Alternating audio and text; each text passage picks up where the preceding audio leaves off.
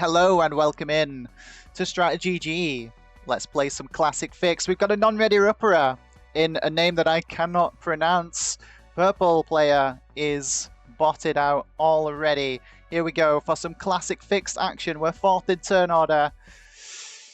Ooh, we have a potential for a noob corner play, but it looks like blue is going to say no to that. Where else does it look like we can potentially try and claim? Definitely not South America. South America has way too much material in there.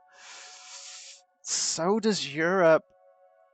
We've got a 3 isolated down here in Africa. Oh, this is not a good spawn. We might find ourselves out in the cold over here in Asia for at least a little bit. Blue adds into Europe, claims Europe. It looks like we might be playing noob corner here, guys. We just cannot get away from the noob corner. No odds, no win. Did I hear it? Okay, red is making a beeline towards noob corner as well. That's a no. That is a no. We need to get the hell away from noob corner right now. We need to run for our lives. Okay, so where do we get? Pink is almost assuredly gonna try and go for South America. And white blocks our ability to get out of there. Or do they? No, they let me out. They let me out, so I get Africa. Okay, this is great. This is great. Okay, this is good. I can get the hell out of Pink's way. Pink's going to get a turn 1 SA, which is going to be really strong, which means I need to keep North Africa strong at all times whilst trying to take Africa. Otherwise, Pink is just going to try and take both.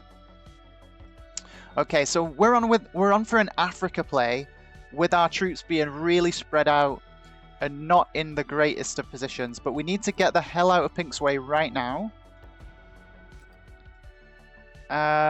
Does my 3 survive another turn to take another card if I don't move it right now? Okay, let's get the alliances going as well. Red and blue both want Australia, I think's chat. I think blue's given up on Australia, but we never know. We've got a 9 lurking in Middle East. Okay, that's all I want to risk, want to use troop-wise this turn.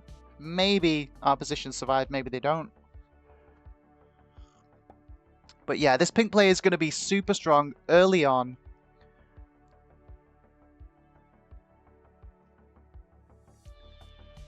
Turn 1 South America bonus. Now, usually the South America bonus isn't very good, but if you can get it turn 1, and it's a long time before anyone else can get a bonus, which it looks like that's the kind of board we're on, it is really, really solid start for pink.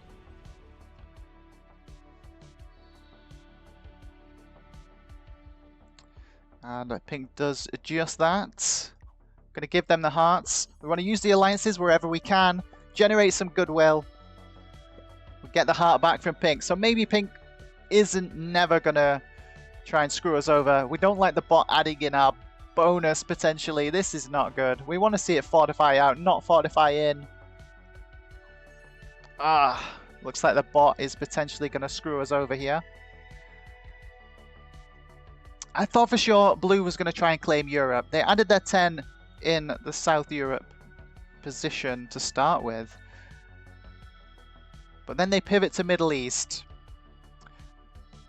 There's a 6 in blue's way if they're trying to claim Australia, as chat thinks. But surely not, right, guys? Surely not. But yeah, this is an awkward clustered board. Pink is in the driving seat right now. They are going to have the most generation for at least the next 3 to 4 turns, I would imagine. Blue wants to be looking at going back into Europe if I'm blue here.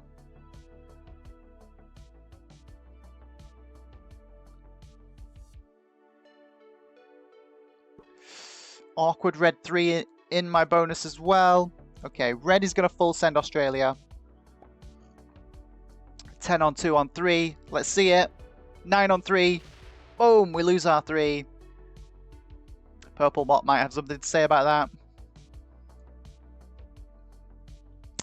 Okay, that's going to be enough. Fortifying a 4 down. Pretty much secured Australia now. Or have they? Or have they? Is chat right? Does blue have designs of their own? Okay, white adding in NA. arguably the best bonus in the game. And it looks like Europe might just be emptying out for us. Maybe we can pivot to Europe here. I don't hate the play.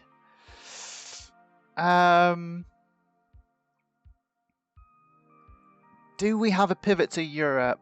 Do we have a pivot to Europe?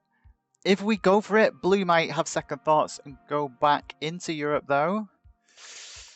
Okay, let's see what we can pull out of the bag here.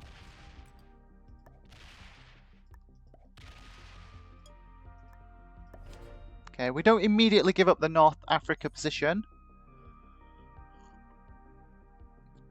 But we're keeping our options open. So we've still got either a Europe play or an Africa play.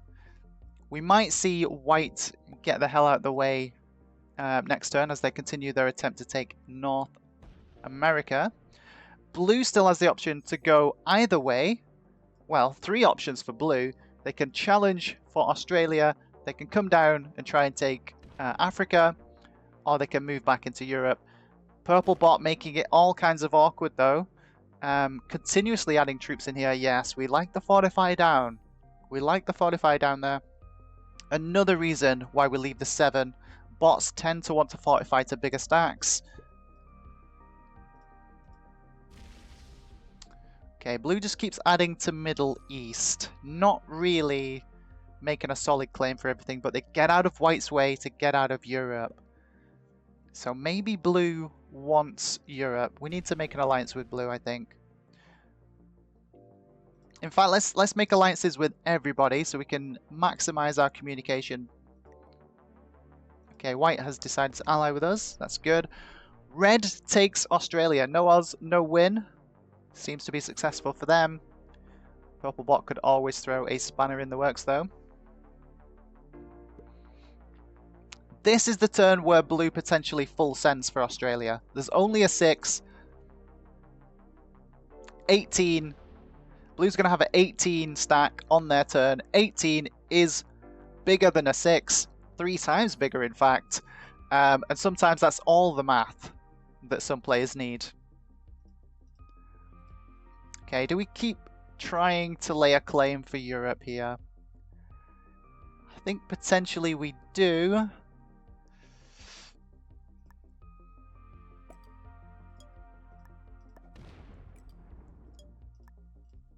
Okay, let's see how the board reacts to this.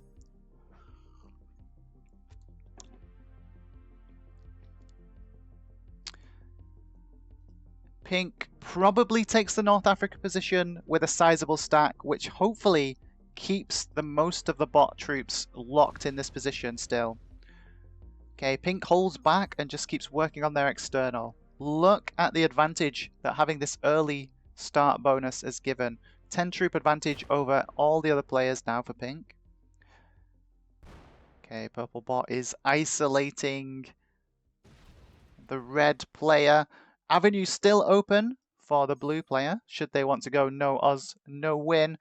Blue also has the option to just kill us here outright. What is their decision? They can also take Africa right now. They did not accept our alliance request, which is slightly worrying. Okay, looks like they're going to pivot to Africa, or they might just be taking a card there. Okay, blue has not made up their mind yet. Do we have a trade on 3? We don't, unfortunately. Red does, though. 10 trade comes in for reds.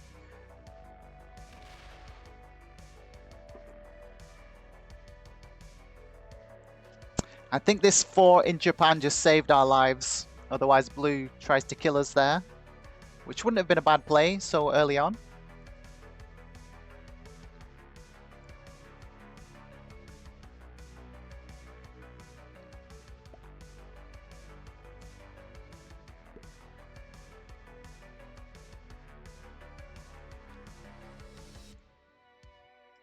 So our 2+2 bonus holders getting off to an early lead now.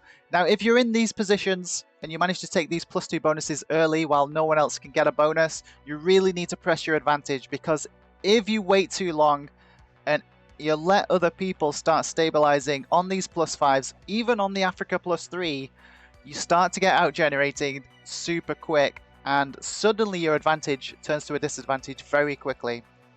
So if you're pink and red here, you want to be looking at making kills or switching to one of these bigger bonuses as soon as you can.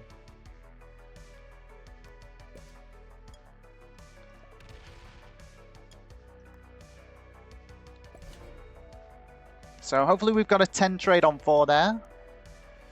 We do. Okay, that potentially keeps us in the game and allows us to take the Europe position. Hoping that blue is going to actually make their minds up and maybe hit the purple 7.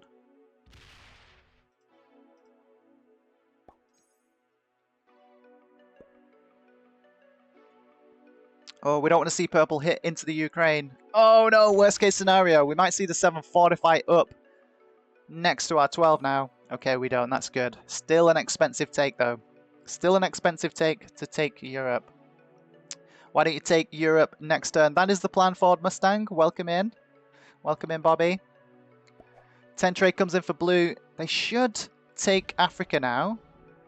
Hitting this purple 7. No, they're being way too slow. They need to take this bonus, and they had the troops to do it that turn. Are they waiting to slam me, do we think? Hoping not.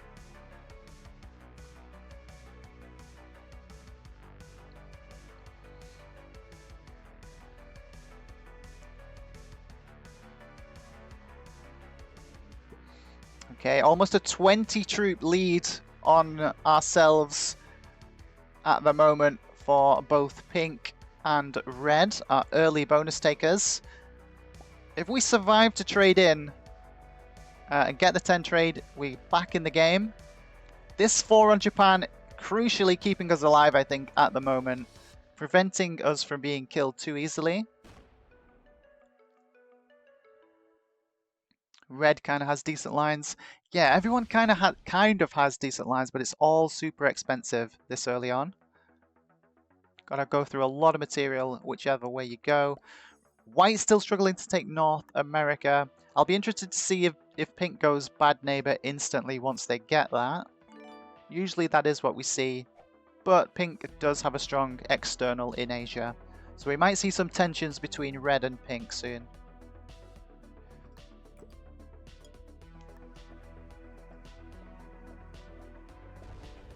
Okay, so purple's on 4 cards. This is not good. If they've got a 10 trade, they're gonna get a lot of troops over here. Potentially a 20 stack, which I can't really defend against.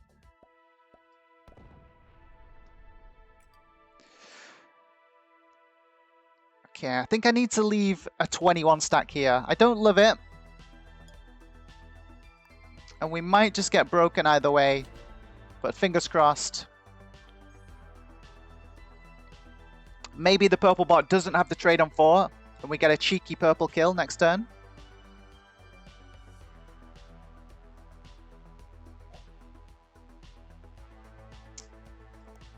Pink gets the 8 trades.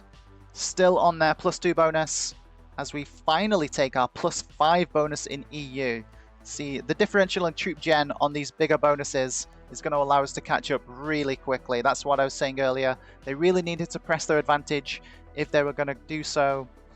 We might even see blue try and break me, or even pink try and break me here, or red.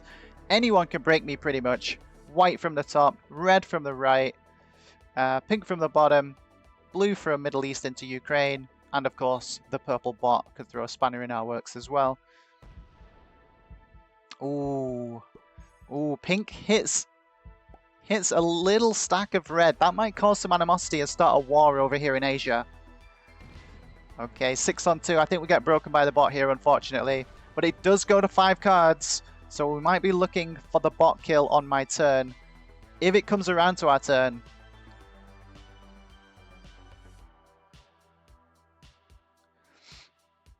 I think if I'm the blue player here, I take the bot kill into holding Africa.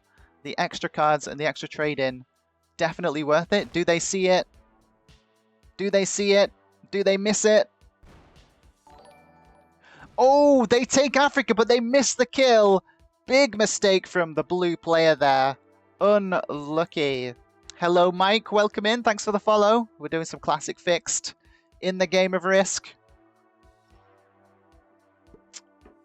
Red could slam through us to take the kill here. I'm hoping they don't.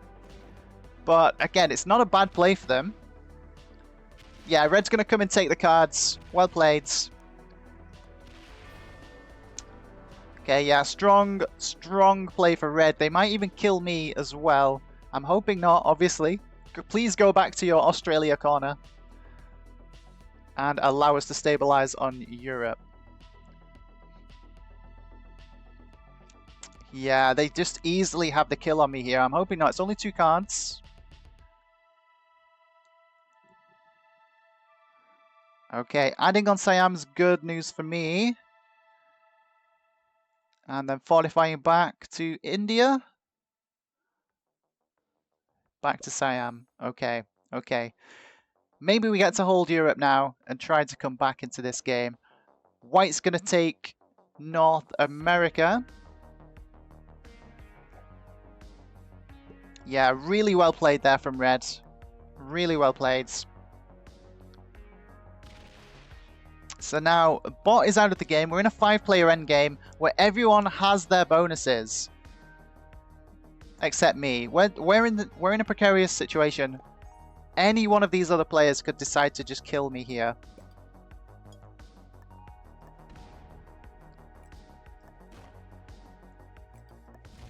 So we really need to hold our bonus. Fingers crossed. Yeah, welcome in, Mike.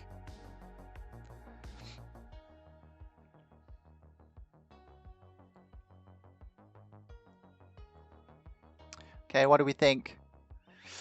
Does the game stabilize here for a little bit now? Pink has a strong external. Typically what you see when you reach this scenario, where Pink is kind of isolated apart from a stack in Asia, you see the Australia player take out the external of Pink, but I think Pink's played this really well, having got the bonus so early. They've added a lot of troops out here.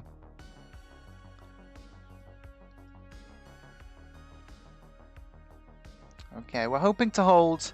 We might just get full sent by this red player because they're going to trade in again. And we don't have a trade, unfortunately. Me and White took the longest to get our bonuses, but we are on the biggest bonuses. So the longer this goes on, if we're actually allowed to hold, we will catch up quickly and even take over and probably go first and second, me and White. So it's in the best interest of our opponents here to try and team up against us in some way.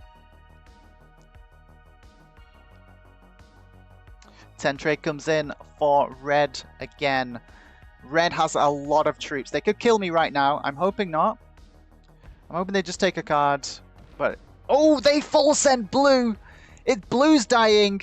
Blue dies and not us. It could have gone either way. They could have killed me or Blue here. But Red goes in for the Blue kill, securing themselves a +5 bonus.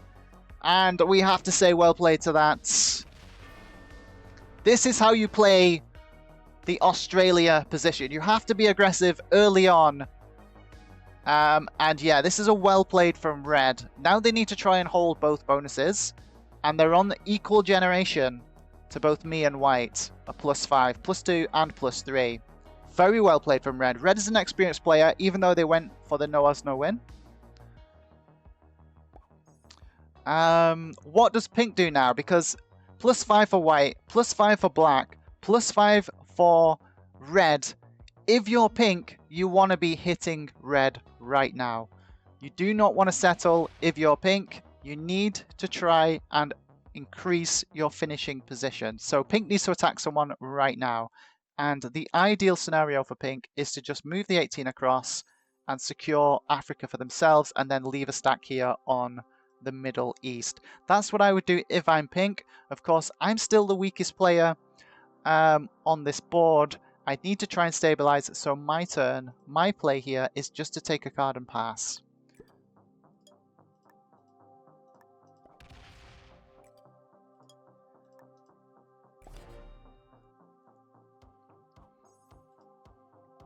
Okay, what does pink decide to do? Gets the 10 trade. Lucky trade on 3. Up to 68 troops. Let's see if we can incite some shenanigans. So, yeah, pink should be attacking red. Yeah, well played. Thumbs up. This is definitely the play that pink should have done and is doing. And hopefully they leave a stack on the Middle East.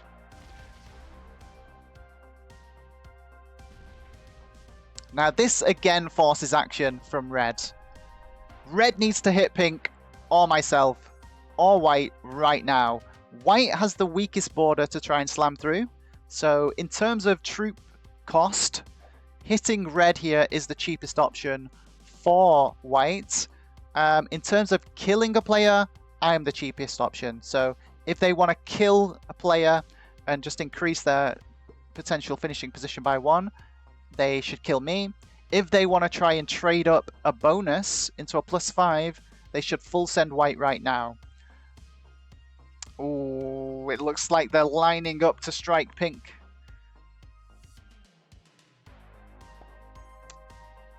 So pink is the only one that's allied with us. So me and pink potentially are gonna be strong allies and going first and second in this game. So maybe we can use this ally to advance this game in that effect. So maybe if we team up on red, kill red, and then team up on white, we go first and second. Maybe that's what pink wants to do.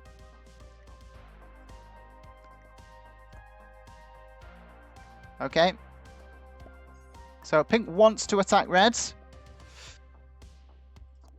We do have a trade. It's not a 10 trade, but it might just be good enough. So we can line up the kill here for pink.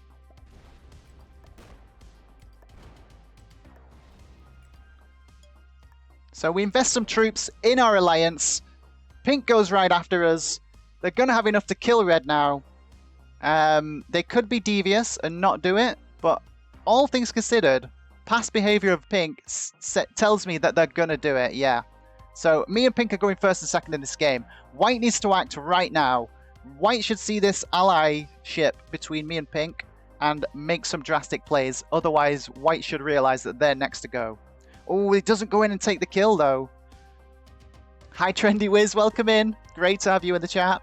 Why didn't you use the 4 to take a card? Because I'm trying to advance the game. We're trying to just advance the game. We don't want to sit around, and we have a solid ally here in this pink player.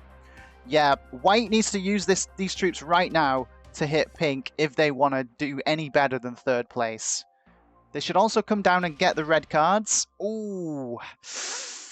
Solid hit there. Great dice for white. Great dice. That was insane dice. 40 on 20. Oh, it was pretty even. They just had a ton more troops than I expected. So, yeah, it's looking bad for pink now. So if I stick to the allies, I come down and I kill red. It trades me in. And then I full send white. That is how we keep our word, basically, with this allyship. And that is exactly what I'm going to try and do. Oh, we failed the kill. That is unfortunate. Bad dice. Yeah, very bad dice. Pink's going to get a chance to take it. So yeah, we still need to full send white, I think. Yeah, we really needed the extra troops.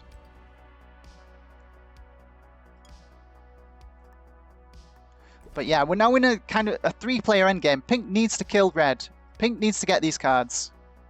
Yeah. Go get the cards. Don't let white have the cards. And then me and pink need to team up on white. White can only go one way. They're forced into trying to kill pink. Hopefully this gets a 10 trade. Okay, pink gets a 10 trade.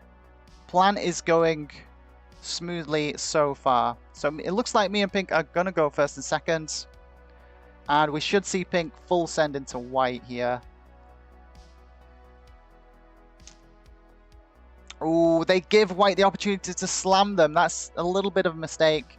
What I wanted to see was pink come up and round and break white. That was probably the better play, but pink's in a tough spot either way. Okay, some restraint here from White. White playing for first. I respect it. We still have quite a bit of territories, but it looks like White is clued up on that.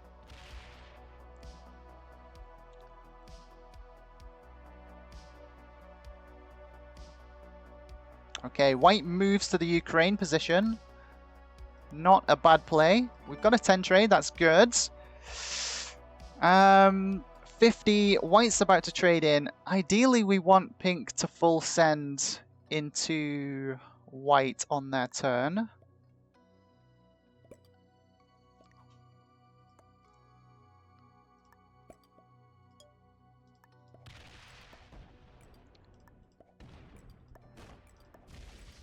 So we'll line up White to be killable by Pink here.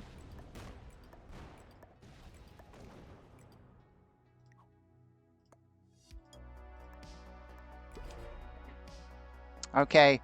Okay, it looks like the plan is gonna come to a fruition here as Pink full sends into White. Me and Pink go first and second. That is the power, the value of these alliances in a classic fixed game. Nobody else allied with us. Pink did. Stephanie the Sly. Nothing sly about Stephanie this game. And now we go into the 1v1 where Pink has the advantage. They should full send me here. But yeah, we're going to fight it out. Pink probably wins this game. Ooh, not hitting the 18 though. Gives me a chance to come back into it. Pink is slower than myself, but they do have card advantage. They're going to trade in again. This is going to be all about the territories now. How much damage can we do? Okay, they do hit the stack. Well played. Well played. They're going to move to North Africa, I guess, but they leave me with a bonus. Slight mistake.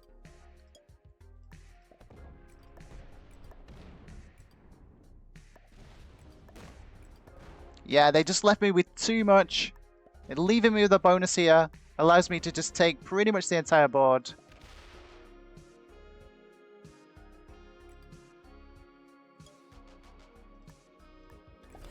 They do have the benefit of the trade coming in. Let's see what they can do with it. It's not a guaranteed win yet. Pink can still turn this around with those extra troops there.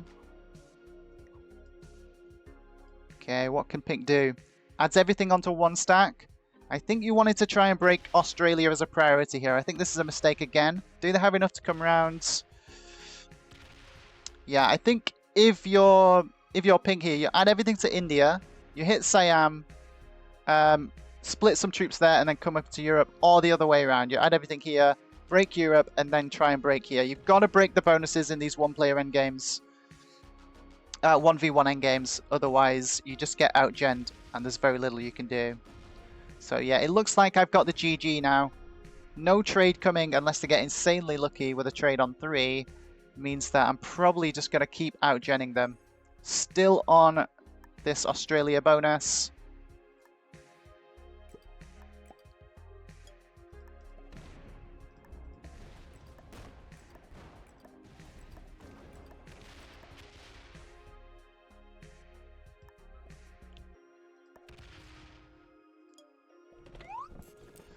Yeah, it looks like Pink doesn't have the trade, so that is going to be all she wrote.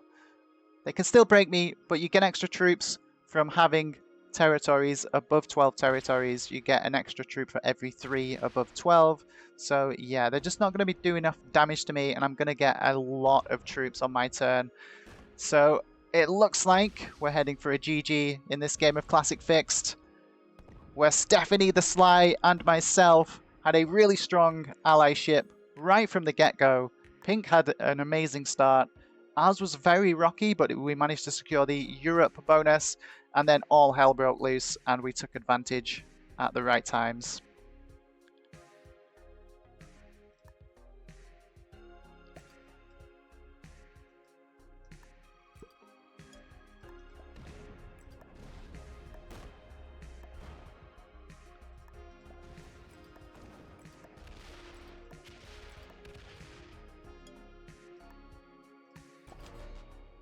Okay, we got a wild card, so we know we got a trade.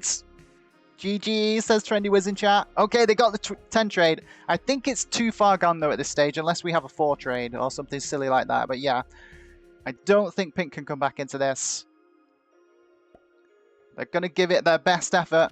Yeah, breaking the bonuses. This is what you want to do in the 1v1 classic fixed scenario. Prioritize breaking the bonuses and then take as much territory as you can. So, order of priority, break bonuses, take as many territories as you can. Those three things in a 1v1 classic fixed endgame will see you to victory more often than not, unless you get insanely unlucky with the cards. But thankfully, looks like our luck is holding out this time around.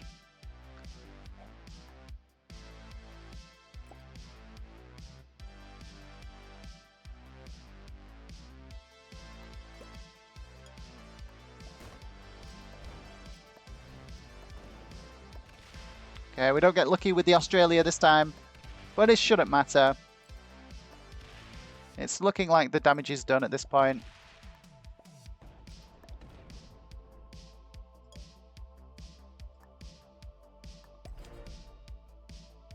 No trade coming for pink now. They can break both bonuses again with some good dice, but after that, we'll have so many territories that it is a GG. Well played.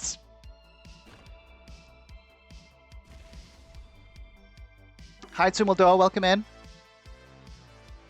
Catching us at the tail end of this classic fixed game.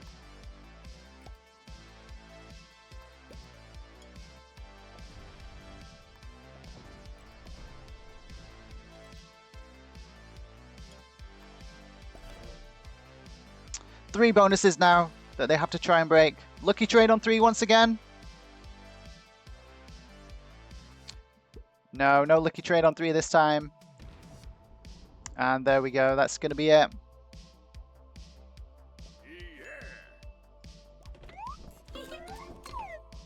Yeah, solid allyship. This has been a really fun game.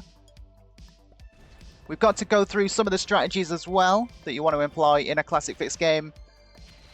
We also got to use and take full advantage of the ally mechanic in the game.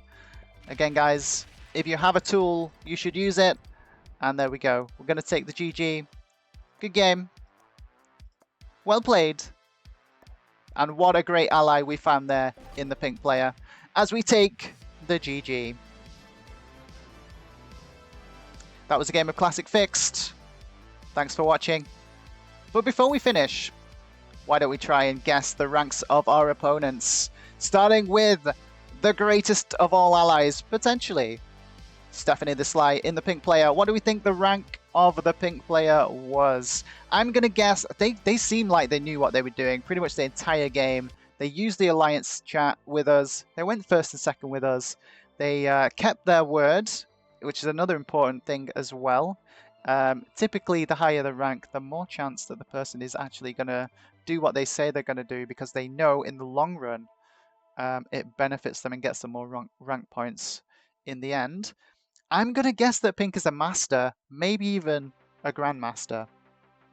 Red went full noob corner, but played it really well from the noob corner position. Aggressive when they needed to be aggressive, held back when they needed to. They missed the chance, really, to upgrade bonus, instead opting to kill blue. So I'm leaning against grandmaster, maybe a master or expert for red. White took ages to get their bonus, and I think they were just always on the back foot. It's hard to gauge white, so I won't be guessing that one. Blue spent ages without laying a claim to a bonus. Didn't really look like they knew what they were doing, so I have to go novice for blue. Let's find out for those guesses.